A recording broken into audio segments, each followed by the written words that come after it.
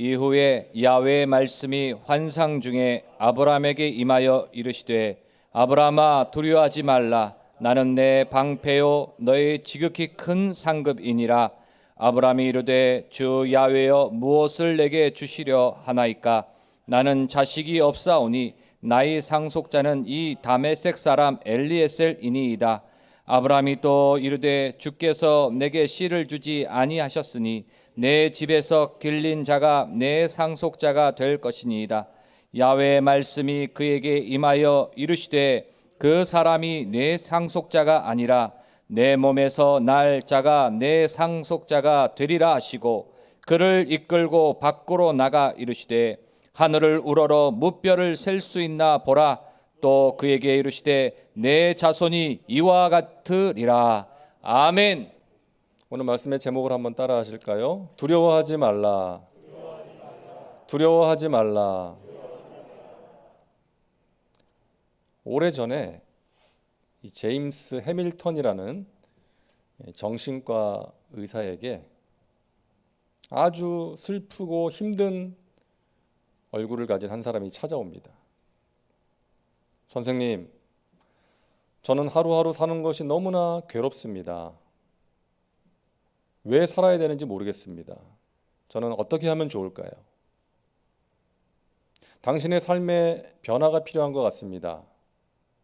좀 신나게 웃고 즐거워할 수 있는 일을 찾아보세요. 분명히 도움이 될 것입니다.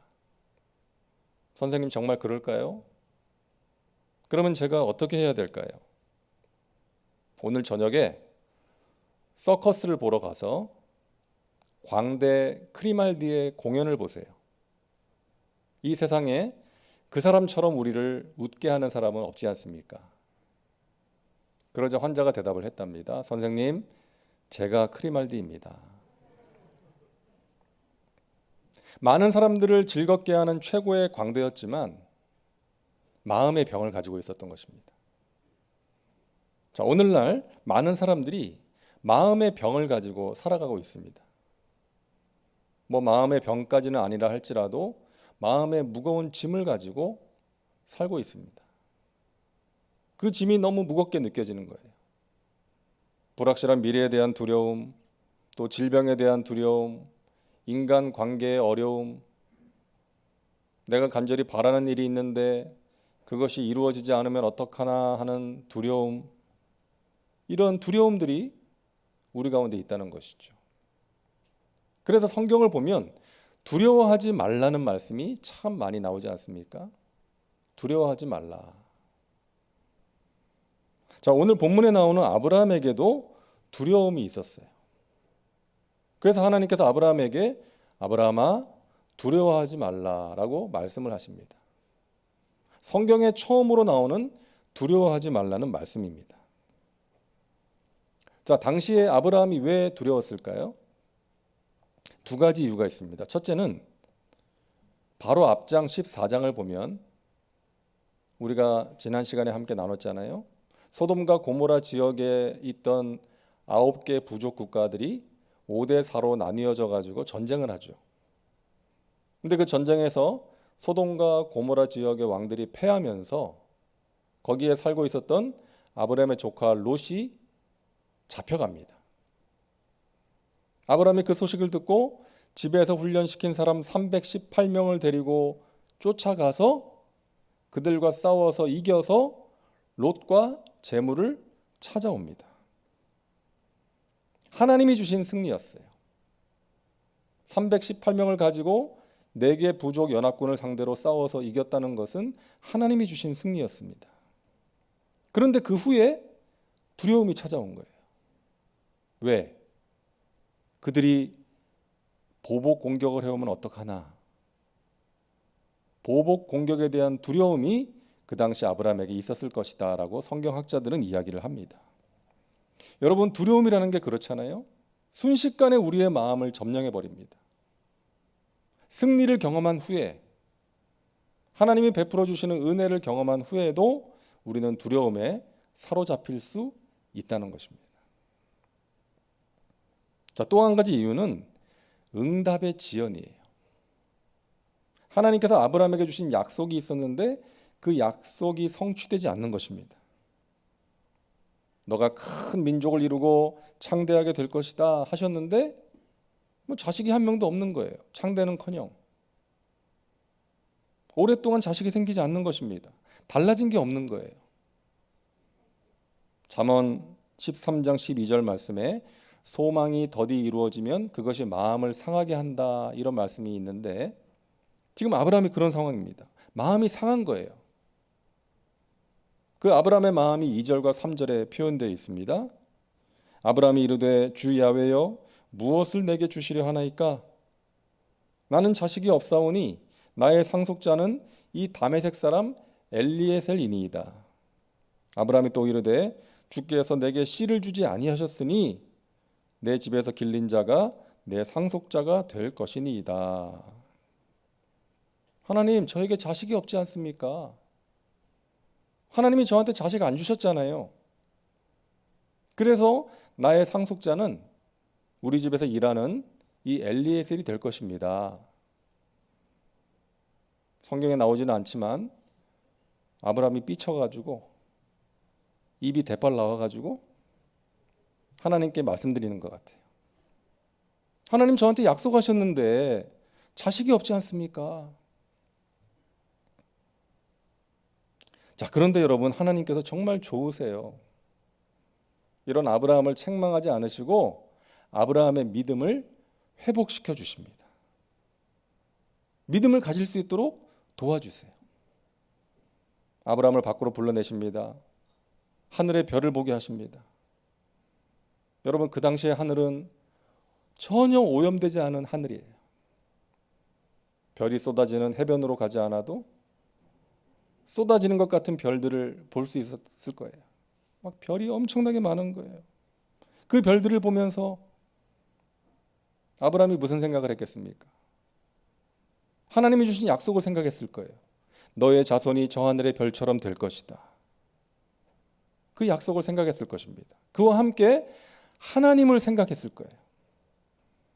저 하늘의 수많은 별들을 만드신 하나님, 저 수많은 별들이 질서정연하게 움직이게 하시는 정확하신 하나님,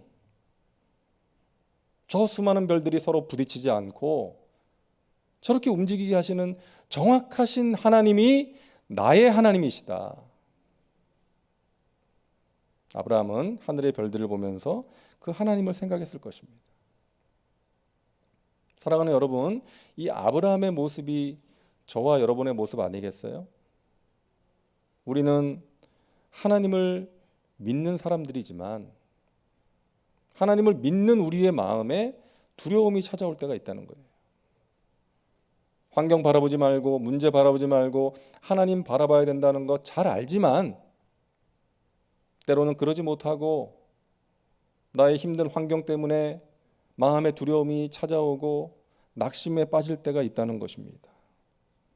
내가 원하는 것, 기대하는 일이 이루어지지 않아서 하나님을 원망하고 불평하고 낙심할 때가 있다는 거예요. 근데 좋으신 하나님께서는 그런 우리를 책망하지 않으시고 우리가 믿음을 가질 수 있도록 도와주십니다. 말씀을 주시고 기도하게 하시고 내 주위에 있는 믿음의 사람들을 통해서 또는 이런저런 사인들을 통해서 소망을 갖게 하시고 다시금 믿음을 회복시켜 주시는 것입니다. 그 좋으신 하나님이 저와 여러분의 하나님이십니다. 오늘 이 밤에 저와 여러분의 믿음이 회복되는 은혜가 있기를 간절히 바랍니다. 전능하신 하나님, 실수가 없으신 하나님께서, 완전하신 하나님께서 지금도 살아 계십니다. 우리의 삶에 성실하게 일하고 계십니다. 합력하여 선을 이루십니다. 우리에게 주신 약속을 반드시 이루어 주십니다. 그 하나님을 향한 믿음, 우리에게 필요합니다. 이 사실을 믿으면, 이 하나님을 우리가 믿으면 우리에게 따라오는 믿음이 있습니다. 우리가 기도할 때 꼭 기억해야 되는 것 3가지 함께 나눕니다. 첫 번째로 한번 따라하세요. 하나님보다 앞서지 말자. 하나님보다 앞서지 말자는 거예요. 다른 표현으로 하면 기도보다 앞서지 말자. 조급한 마음을 극복하자. 자, 오늘 6절을 보면 아브라함이 하나님을 믿었다라고 말씀하고 있습니다. 근데 그 다음 장 16장을 보면 어떤 내용이 나오냐 하면 아브라함이 아내인 사라의 여종 하갈을 취해서 이스마엘을 낳습니다. 왜 이렇게 한 거예요? 세월이 지나도 자식이 생기지 않으니까, 달라지는 게 없으니까 마음이 조급해져서 그렇게 한 거예요. 자신의 상황을 바라보니까 마음이 조급해진 거예요. 여러분, 아내 사라가 권유했습니다. 그러니까 아내가 권했다는 것은 그렇게 하는 것이 전혀 문제가 되지 않았다는 거예요. 그 당시 관습이었습니다. 자식이 없을 때 여종을 취해서 자식을 낳는 것이 도덕적으로 윤리적으로 그 당시에는 전혀 문제가 되지 않았어요. 요즘은 큰일 날 일이겠지만 여러분, 좋은 생각이었습니다. 근데 여러분 기억해야 됩니다.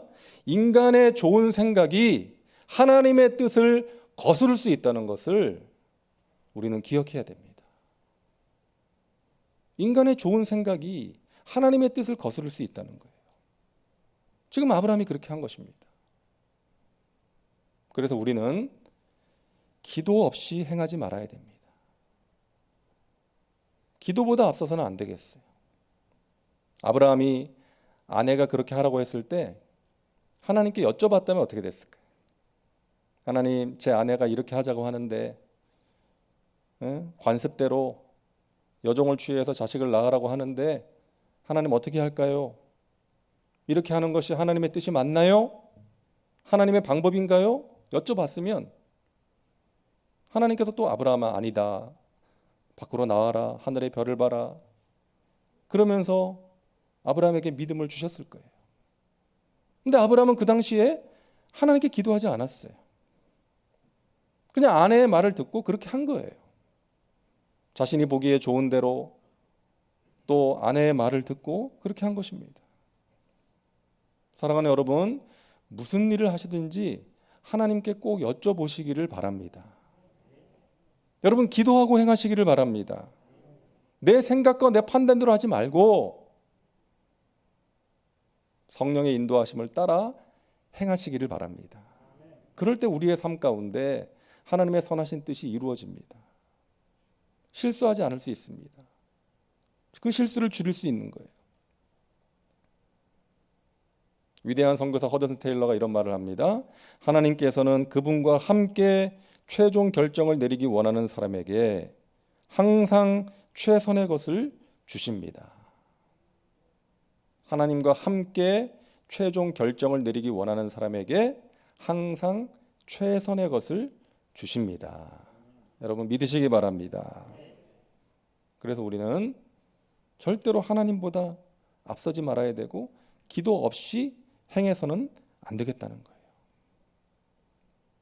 우리는 하나님의 때를 기다려야 됩니다. 하나님의 때. 아브라함은 아내의 말을 듣고 이스마엘을 낳았습니다.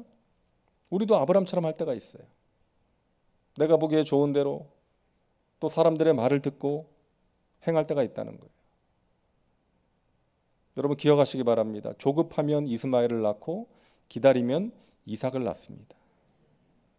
여러분 이스마엘 낳지 마시고 이삭 낳으시기를 바랍니다. 기다려야 돼요. 하나님의 때를 기다려야 돼요. 근데 이게 힘들어요. 힘듭니다. 기다린다는 게 힘들어요. 요즘 같은 시대에 빠른 것이 능력인 것 같은 이 시대에 기다린다는 것은 쉽지 않습니다.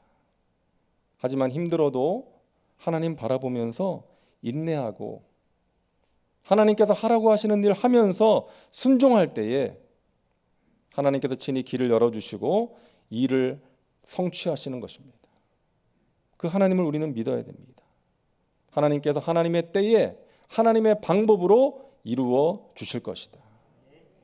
여러분 믿음으로 인내하시기를 주의 이름으로 축원합니다. 자, 두 번째 우리에게 필요한 믿음은 한번 따라합니다. 가장 좋은 것으로 응답하신다. 이 믿음입니다.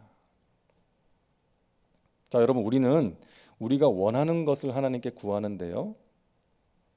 하나님께서는 우리에게 필요한 것으로 응답하십니다. 우리는 우리가 원하는 것을 구하는데 하나님께서는 우리에게 필요한 것을 주세요. 제가 예전에 그 어느 목사님 집에 이제 놀러 갔는데 그 목사님 집에 어린 아이들이 있기 때문에 제가 과자하고 아이스크림을 사가져 갔거든요.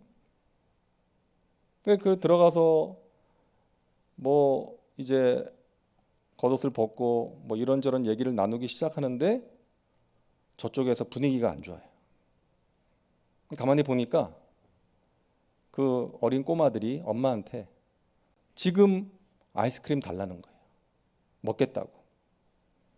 근데 엄마는 안 돼. 밥 먹고 먹어야지. 너희들 밥 먹고 나면 줄게. 좋게 얘기했으면 알아들어야 되는데 얘네들이 싫어. 지금 먹을래. 막 이러는 거예요. 그 엄마한테 야단 맞고 아 우는 거예요. 제가 얼마나 미안한지 아이스크림 괜히 사왔다. 후회했습니다. 차라리 밥을 사갈 걸. 여러분, 엄마는 자식을 위해서 그러는 거잖아요. 자식의 건강을 위해서 밥부터 먹어야지. 밥 먹고 나면 줄게. 그러는데 아이는 그 엄마의 마음을 헤아리지 못하고 자기가 원하는 거 달라는 거죠. 여러분, 우리가 그럴 수가 있어요. 우리가 하나님께 구하는 것이 우리가 보기에는 가장 시급하고 가장 중요한 것처럼 보이지만 하나님께서는 우리에게 더 먼저 필요한 것이 있어서 그거부터 주시기를 원하시는 거예요. 우리가 그것을 알고 그렇게 순종하고 변화되어 가기를 원하시는 것입니다. 그보다 더 중요한 것이 있기 때문에 우리가 구하는 것보다 더 급하고 중요한 것이 있기 때문에 하나님께서는 그것부터 주시기를 원하시는 것입니다. 우리를 위해서. 우리가 만나는 고난도 그런 차원에서 이해할 수 있어요. 고난. 어느 청년이 이제 직장 생활을 해서 모은 돈으로 땅을 조금 샀습니다. 시골에. 그 땅을 사가지고 이제 복숭아를 키우는 거예요. 복숭아 농사를 짓는 거예요. 이른 아침부터 늦은 시간까지 땀 흘리면서 열심히 일을 했습니다. 그래서 드디어 복숭아, 탐스러운 복숭아 열매가 열리기 시작했어요. 그래서 막 자라가는데 어느 날 우박과 된소리가 내려가지고 복숭아 농사를 한꺼번에 망쳐버렸어요. 상품 가치를 잃어버려서 팔 수가 없는 거예요. 이 청년이 너무나 낙심했습니다. 교회도 안 나갔어요. 그러자 목사님이 신방을 왔습니다. 목사님을 보자마자 이 청년이 그러는 거예요. 목사님, 제가 그동안 얼마나 열심히 고생하면서 땀 흘려서 이 복숭아를 키웠는지 목사님 잘 아시잖아요. 근데 하루아침에 우박과 된소리가 내려서 이 농사를 망쳐버렸는데 그렇게 만들어 놓으신, 그렇게 놔두신 하나님을 제가 어떻게 믿을 수 있겠습니까? 저 이제 교회 안 나갈랍니다. 그때 목사님이 그랬대요. 가만히 그 청년의 말을 듣다가 그래, 맞아. 하나님은 우박과 서리가 내리지 않아야 복숭아가 잘 자란다는 거 당연히 아시지. 하지만 우박과 서리가 없이는 너가 자랄 수 없다는 것도 아셔. 너가 지금은 많이 힘들고 어렵겠지만 이 고난을 잘 이겨내면 반드시 너에게 유익이 될 거야. 그리고 기도해주고 목사님은 돌아왔어요. 근데 나중에 이 청년으로부터 연락이 왔어요. 목사님, 제가 그 고난을 통해서 제 자신의 모습을 깨달았습니다. 제가 그동안 돈 벌어보겠다고 그 복숭아 키워서 돈 많이 벌어보겠다고 하나님 생각하지도 않고 형식적으로 교회만 다니고 거기에 빠져 있었던 제 자신의 모습을 깨달았습니다. 목사님 주신 말씀처럼 제가 이번 고난을 통해서 하나님을 더 가까이 하고 하나님을 의지하고 기도하면서 더욱더 올바른 믿음, 성숙한 믿음을 갖게 될 줄로 믿습니다. 잘 이겨낼 테니까 걱정하지 마세요. 저를 위해서 기도해 주시기 바랍니다. 여러분, 우리가 고난을 만날 때가 있습니다. 근데 하나님께서는 우리를 사랑하시기 때문에 사랑하시는 하나님의 자녀들이 고난 속에서 힘들어하는 것을 기뻐하지 않으세요. 당연히 그러시죠. 하지만 우리가 연약하고 이 세상이 그런 세상이기 때문에 우리는 원치 않는 고난을 만날 때가 있다는 것이죠. 그런데 하나님께서 그 고난을 사용하십니다. 우리가 만나는 그 고난을 사용하셔서 우리를 다듬어 가세요. 우리의 믿음을 더욱더 강하게 하시고 성숙하게 하시고 하나님을 더욱더 가까이 하게 하시고 은혜를 체험하게 하시고 합력하여 선을 이루어 주시는 것입니다. 여러분의 삶을 한번 돌이켜 보세요. 언제 믿음을 갖게 되었습니까? 언제 여러분의 믿음이 자랐습니까? 언제 여러분이 귀한 진리를 깨달았습니까? 고난 가운데서 그러지 않았어요? 우리가 고난을 원치 않고 고난이 힘들지만 하나님 의지하면서 잘 이겨내면 그 고난이 반드시 우리에게 유익이 될 줄로 믿으시기를 바랍니다. 하나님께서는 우리의 기도에 가장 좋은 것으로 응답하십니다. 너희가 악한 자라도 자식이 떡을 달라 그러는데 돌을 줄 사람이 없고 자식이 생선 먹고 싶다는데 뱀을 줄 사람이 없지 않느냐? 하물며 하늘에 계신 너희 아버지께서 구하는 너희에게 좋은 것을 주시지 않겠느냐? 하나님의 신실하심을 믿으라는 거예요. 하나님의 신실하심을 믿으라. 여러분, 기독교 신학의 기초를 놓았던 성 어거스틴을 여러분 아실 겁니다. 그 어거스틴이 그 오랫동안 방황했지 않습니까? 아주 방탕한 삶을 살았어요. 그래서 그 어머니 모니카가 아들을 위해서 오랜 세월 간절하게 기도하지 않았습니까? 한 번은 이 아들이 이제 어머니 곁을 떠나서 이제 이탈리아 로마로 가겠습니다. 그랬어요. 그때 이 모니카가 가슴이 철렁 내려앉았어요. 하나님을 믿지 않는 이 아들이 자신의 곁을 떠나면, 더구나 그 당시에 이태리 로마는 아주 사치와 그 향락의 도시였기 때문에 이 아들이 거기에 가면 믿음을 가질 가능성이 더 낮아진다라고 생각을 했어요. 더 타락하게 될 것 같은 거예요. 그래서 이 아들의 로마행을 막아달라고 하나님께 며칠 밤을 새워가면서 기도합니다. 하나님, 이 아들이 제 곁을 떠나지 않게 막아주세요. 로마로 가는 배를 타지 않게 해주세요. 그렇게 기도를 했는데 결국 이 아들은 어머니를 떠나서 로마로 가는 배를 타고 가버렸어요. 근데 여러분, 어거스틴이 그 이탈리아 로마에 가서 그 당시에 밀라노의 대주교였던 암브로시우스라는 사람을 만나게 됩니다. 그 사람의 영향을 받아서 성경을 읽게 돼요. 성경을 읽다가 신비로운 체험을 하게 됩니다. 하나님을 만나게 돼요. 그리고 방탕했던 생활을 다 정리하게 됩니다. 여러분, 이처럼 이 아들을 떠나지 않게 막아달라고 했던 그 모니카의 기도는 응답받지 못했지만 하나님께서는 가장 좋은 길로 인도해 주셨던 거예요. 그 어머니의 기도 하나님께서 다 들으시고 합력하여 선을 이루어 주신 줄로 믿습니다. 여러분, 하나님께서 우리의 기도에 응답해 주십니다. 하나님의 뜻 가운데 응답해 주십니다. 그것이 우리에게 가장 좋은 응답임을 여러분 믿으시기를 바랍니다. 그래서 우리의 기도는 반드시 응답되는 것입니다. 하나님의 뜻대로 가장 좋은 것으로 응답해 주시는 것입니다. 마지막 세 번째로 우리에게 필요한 믿음입니다. 따라하세요. 이길 수 있는 힘을 주신다. 우리가 어떤 문제 앞에서 기도하면 하나님께서 두 가지 스타일로 응답해 주십니다. 첫째는 문제를 없애주세요. 문제를 해결해 주시죠. 또 한 가지는 문제를 이겨낼 수 있는 힘을 주십니다. 문제 앞에 서 있는 우리의 마음을 변화시켜 주세요. 문제를 다루시기 전에 우리의 마음을 다루시는 것입니다. 여러분, 이것 또한 놀라운 은혜요, 기적인 줄로 믿습니다.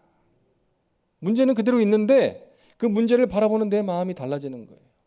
두려움이 떠나가는 거예요. 담대함이 생기고 믿음이 생기고, 그래서 결국 그 문제를 이겨낼 수 있도록 하나님께서 도와주시는 것입니다. 제가 말씀드린 것처럼 2009년이 지금으로부터 약 11년 전이 저에게는 인생에 있어서, 제 인생에 있어서 아주 힘든 한 해였습니다. 저에게 있어서 영적인 버팀목 같았던 저희 어머니가 그때 세상을 떠나셨어요. 그 당시 나이 70이었습니다. 그러니까 우리 권사님들 뵈면 아유, 너무 일찍 가셨다 이런 생각이 들어요. 위암으로 돌아가셨는데 이제 저희 집에 모셨거든요. 근데 여러분 아시잖아요. 위암에 걸리니까 음식을 못 넘겨요. 넘겨도 다 토해내고. 그러니까 삐쩍 말라가지고 정말 뼈에 가죽만 붙은 그런 모습으로 힘들게 버티다가 이제 하나님 품에 안기셨는데, 그때 이런 기도까지 나오더라고요. 하나님께서 데려가실 거라면 너무 오래 고통받지 않게 해주세요.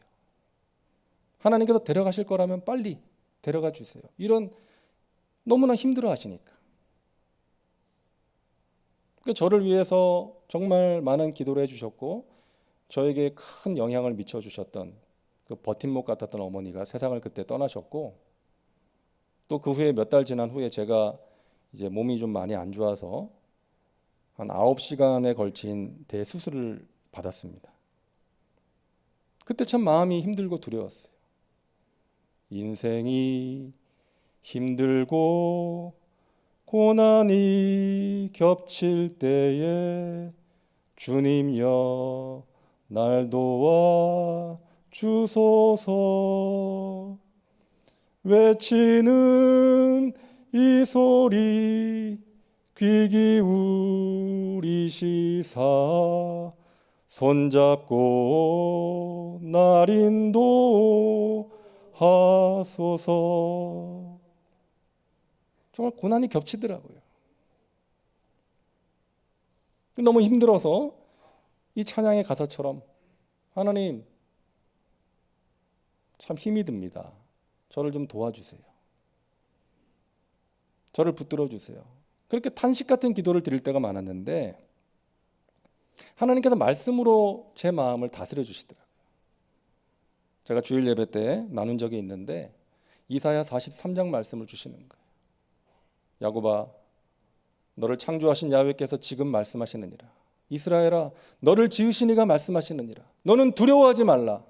내가 너를 구속하였고 내가 너를 지명하여 불렀나니 너는 내 것이다. 너가 물 가운데를 지날 때에 내가 너와 함께 할 것이다. 강을 건널 때에 강물이 너를 침몰하지 못할 것이고 너가 불 가운데를 지날 때에 타지도 아니할 것이요 불꽃이 너를 사르지도 못하리니 대전하는 너의 하나님 너의 구원자임이라. 제 마음에 있었던 정말 큰 무거운 짐이 뚝 떨어져 나가더라고요. 어두움이 쫙 물러가더라고요.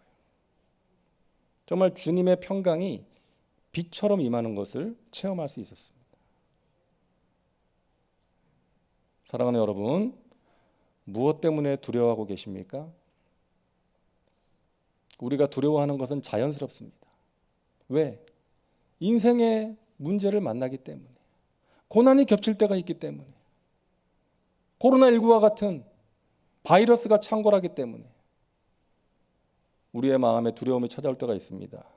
하지만 여러분 기억하시기 바랍니다. 두려워하는 마음은 하나님이 주시는 것이 아니라는 것입니다. 두려워하지 말라는 말씀에 여러분 순종하시기를 바랍니다. 우리는 그 말씀에 순종해야 됩니다. 날마다 순간마다 두려움은 찾아옵니다. 그래서 우리는 날마다 순간마다 하나님 바라봐야 돼요. 날마다 순간마다 성령으로 충만해야 될 줄로 믿습니다. 우리가 이 밤에 기도할 때 하나님께서 우리의 마음에서 두려움을 제하여 주시고 믿음과 소망을 회복시켜 주실 줄로 믿습니다. 너가 내게 기도하는 한, 너가 나를 의지하는 한 내가 너의 문제를 다룰 것이다.